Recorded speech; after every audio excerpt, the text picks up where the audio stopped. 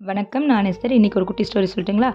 ஒரு இளைஞர் ரொம்ப அவமானப்பட்டு, துக்கப்பட்டு, துயரப்பட்டு, ரொம்ப நொந்து போய் நெறைய பேர் திட்டுறது, விமர்சனங்களுக்கு ஆளாகி, இந்த வாழ்க்கையே வேண்டாம் அப்படின்ட்டு ஒரு குருக்கிட்ட போறாரு. அந்த குருட்ட சொல்றாரு, "குருவே, என்னால வாழவே முடியல. நான் நிம்மதியா வாழணும்னா என்ன பண்ணணும்?" அப்படின்னு கேட்குறாரு. அப்போ அவர் ஒரு குவளைய எடுத்துட்டு வந்து அதில 2 டேபிள் ஸ்பூன் உப்பு போட்டு, "இத குடி மகனே" அப்படின்றாரு. அந்த இளைஞன் குடிச்சிட்டு கீழ துப்பிடுறான். ஏன்னா ரொம்ப கரிக்குது அப்படின்ட்டு கீழ துப்பிடுறாரு. உடனே அந்த குரு அவனோட கைய கூப்பிட்டுட்டு புடிச்சிட்டு கொண்டு போய் ஒரு குளத்துல போய் 2 டேபிள் ஸ்பூன் அதே உப்ப தூக்கி போட்டு, இப்ப அந்த தண்ணீய எடுத்து குடின்னும்போது, அது எப்படி அந்த குளம் இவ்வளோ பெரிய குளம் அந்த 2 டேபிள் ஸ்பூன் உப்ப கரைச்சிருந்தானே, இப்ப குடிக்க நல்லா தான் இருக்கும் அந்த தண்ணி அப்படின்னு எடுத்து குடிக்கிறான். அப்ப குரு சொல்றாராமா, "இது மாதிரி தான் பிரச்சனைகள் 2 டேபிள் ஸ்பூன் உப்பு மாரி எப்பயுமே இருந்துகிட்டு தான் இருக்கும். அத நீ குவளையில குடிக்கிறியா? குளத்துல குடிக்கிறியான்ற மாரி தான் மீனிங். அதாவது உன் மனசு தாங்க காரணம்." அப்படின்னு அந்த இளைஞர்ட்ட சொல்றாரு.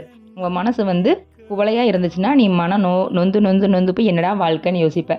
இதே குளமா இருந்துச்சுன்னா, உன்னோட மனசு நெறைய விஷயங்கள் இருக்கு. அதில ஈஸியா அந்த கவலைய கரைச்சிரும். இது போல தாங்க நம்ம யாரு என்ன சொன்னாலும், நம்ம மனசுல அவங்க இத சொல்ட்டாங்க, இத சொல்ட்டாங்க, அத சொல்ட்டாங்க. நம்மளால வாழ முடியலன்னு நெனைக்கக்கூடாது.